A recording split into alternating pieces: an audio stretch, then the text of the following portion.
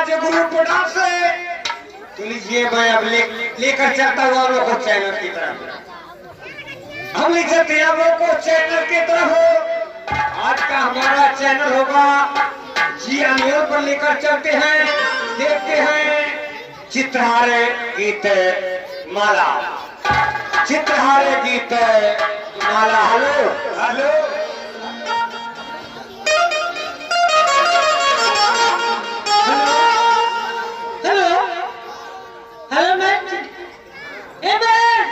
क्या है?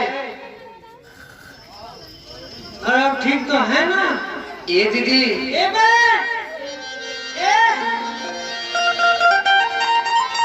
क्या बात है? क्यों इतना जोर से चिल्ला रही हो?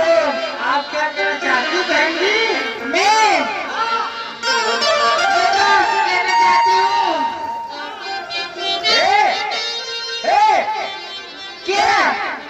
सब भाई भाई चिल्ला था आपको तो बहनोइयों का पूछा था।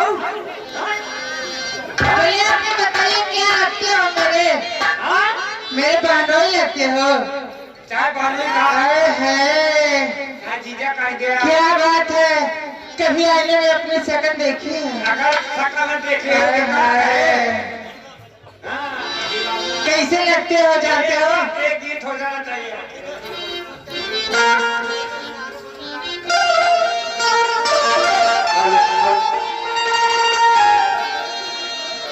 लीजिए, आइए आप लोग को भोजपुरी छोटी सी